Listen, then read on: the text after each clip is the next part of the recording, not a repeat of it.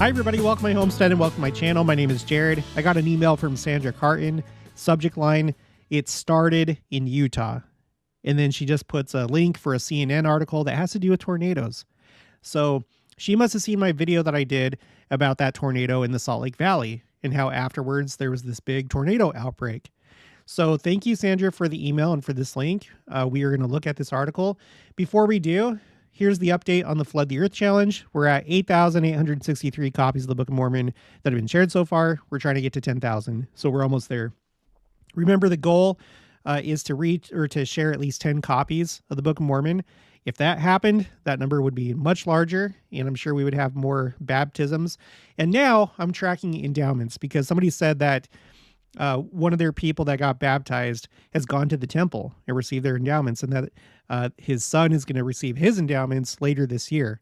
So if you have somebody that got baptized and they've progressed to the point where they've gone to the temple, please let me know. We're going to track that as well.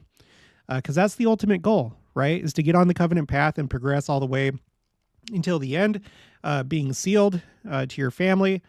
So we're going to track this, okay? So keep up the good work, everybody. We're doing some amazing things here.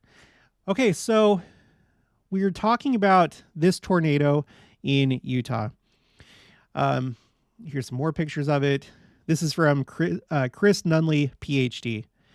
It appears there was a landspout tornado near Harriman/Copperton this late morning based on pictures coming in and radar scans. A landspout tornado is still a tornado. There were some people that were saying that this wasn't a tornado. That's just a glorified dust devil. No, it's not. It's a landspout tornado. It is still a tornado, but doesn't develop like supercell tornado, like a supercell tornado would in Oklahoma. The rotation in a landspout begins at the ground. So I guess in that sense, it's like a dust devil, but it's not just a dust devil. So anyway, there's this article here from CNN. It's called "The U.S. is in the middle of an exceptional tornado streak." Here's what it looks like. It started in Utah, of all places. Now, that's a really interesting way to start this article. Again, whenever there's a large event, I think the Lord uses that event as a sign. Maybe not with every single thing, but it's a way for him to communicate to us, for those that are looking. Whether you're an active member of the church, or maybe you're less active or inactive, or maybe you're an enemy of the church, when you see something unusual that's taking place with Utah, but specifically the Salt Lake Valley, typically what will come to your mind is, oh, that's church headquarters.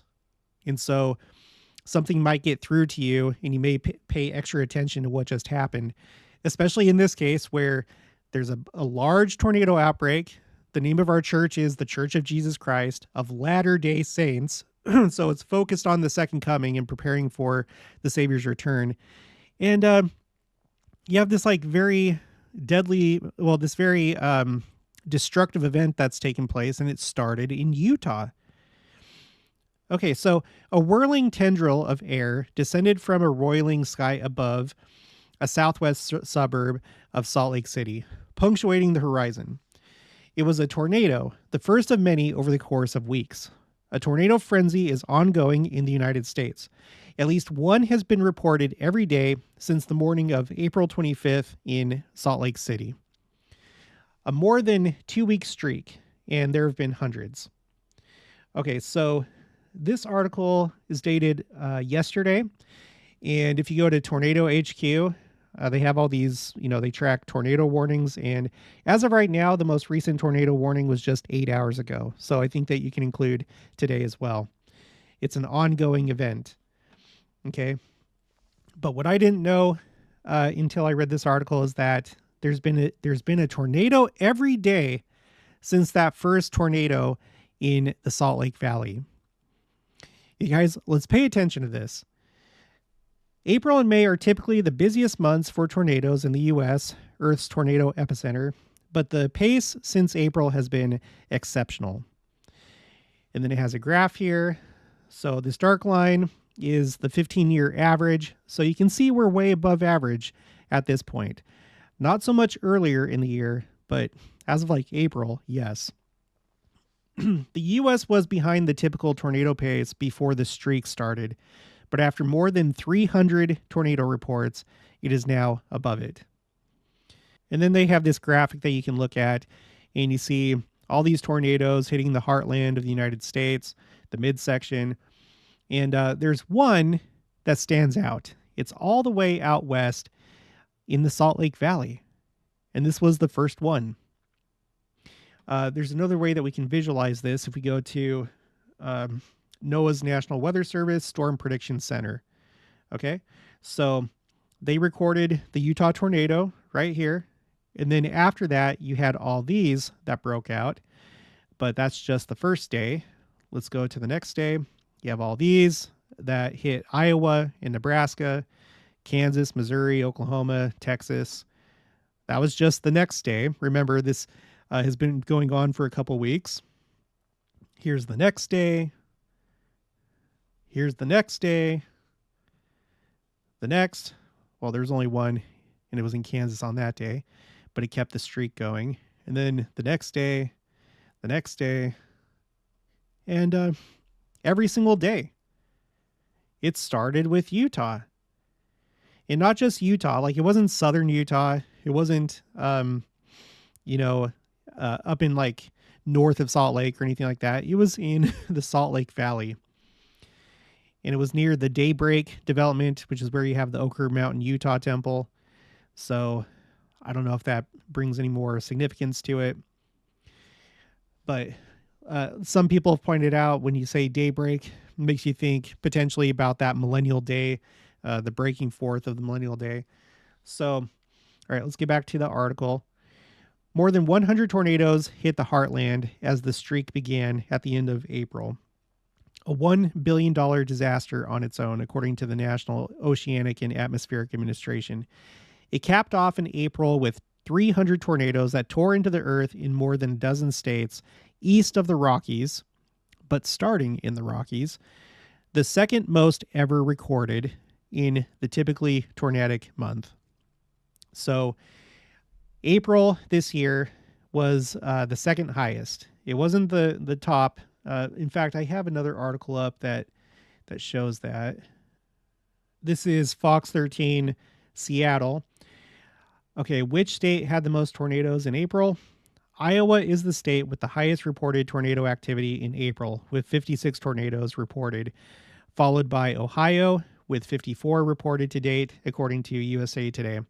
Other states that saw a spike in tornado activity in April were Nebraska, 47, Kansas, 38, Oklahoma, 38, which kind of surprises me because I felt like there were more tornadoes breaking out in Oklahoma. I think they did more damage in Oklahoma, but anyway, they were Kansas and Oklahoma tied, and Missouri 33. Kentucky and Texas each had 22, the newspaper reported. And then it has this graph right here, and you can see here's 2011. I didn't know that was the top year, at least for April. We're just talking about the month of April for tornadoes. That was the same year that you had that tsunami in Japan. That was March 11th of 2011. But the next month, the U.S. saw this spike in tornadoes that took the record. And then here's 2024. So it's crazy. Yeah, and it hit my, it was in my area basically, like, so this is what it looked like. And I live like right about here. So like right where these storms are forming, that's where I live. And there were 2 times that I left because I saw what happened in Iowa, how there was like that big tornado outbreak. And then they were predicting something similar for my area 2 times a week apart, like one weekend and then, excuse me, and then the next weekend. And so we took off, we went to Dodge City. Thankfully, nothing happened. Here's another visualization of it. But we did have sizable hail, like the largest hail that I've personally experienced. Here's that. They were fairly large. Like the larger ones were golf ball size. And then I'd say like the average size was probably like maybe like larger than a quarter. I'm not sure, but The larger ones were like golf ball size, and I was getting a little bit worried. But we didn't really sustain any damage. There was like a small dent on the top of one of our cars, but that was it. But thank you for your prayers. I'm just glad that we didn't get hit by a tornado here. Nobody else in our ward area was affected by this. So, but anyway, okay, moving on. Tornadoes as strong as the one in Barnsdall. Oh, and that's in Oklahoma. It was completely destroyed. Are exceptionally rare and deadly. Only 2% of tornadoes reach the so-called violent status of EF4 or EF5. This streak has had 2. May only brought more of the same. A rare level 5 of 5 high risk of severe weather on May 6th spawned the Barnsdall EF4, and that was forecast for my area, so that we took off because of that high risk, and they let the kids out of school early. And the first of 4 tornado emergencies this week, including the first ever one in Michigan. Tornado chances dropped Friday and Saturday, but similar threat levels have still managed to spawn tornadoes during the streak, which carries on. So we'll have to see if it continues. But again, it's pretty astounding that starting with Salt Lake, you've had just this continual streak of tornadoes across the United States, and it may not necessarily be over. We'll just have to wait and see. Now, one thing that this makes me think about, I actually first got this idea back when I was in high school and I was attending seminary, and we had the downtown Salt Lake tornado.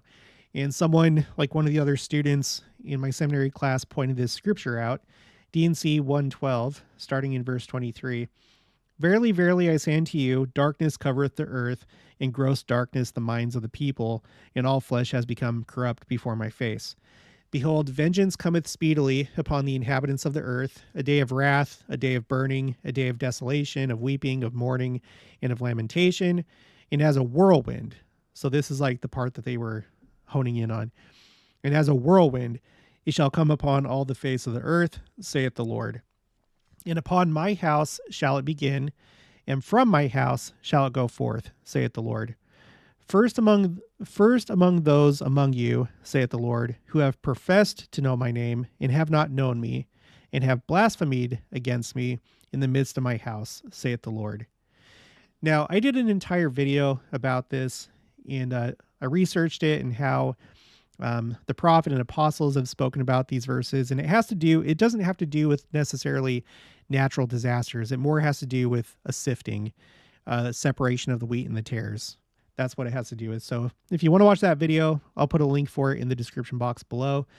But even so, again, when you have something like this that happened, and it started with basically church headquarters, or at least the valley where church headquarters is at, for me at least, it makes me stop and think, this outbreak started upon his house. So I don't know, you guys, it's been a crazy year. So I'm recording this on Friday, and today we have this thing going on with the sun where it's shot off all these CMEs at Earth, and there's potentially going to be the aurora that can be seen in a large portion of the United States, and hopefully it doesn't affect the electronics and the power grid and stuff like that. We'll have to wait and see. But there's just been a lot of stuff going on, especially since the purchase of the Kirtland Temple and General Conference. And I think that it's all related. And who knows what else is going to happen this year. Surely we're going to have a really contentious election as we get closer to that. I'm actually kind of surprised that things aren't even crazier with that right now. We have the war that's taking place in Israel. The war is still going on in Ukraine. But it's already been a pretty crazy year. But it was kind of like not too crazy until the purchase of the Kirtland Temple, from my point of view. And I remember this because on New Year's Day, there was an earthquake in Japan, and that's how the year started out. And I was like, oh my gosh, it's already starting. But then things just kind of quieted down until the purchase of the Kirtland Temple. And then things ramped up even more since General Conference. So let's just keep an eye on these things. And yeah. Well, that's going to be it for this one. If you haven't already, please make sure to subscribe, like this video if you liked it, leave your thoughts and opinions down in the comments below. Also, make sure to share it, and I'll talk to you guys later.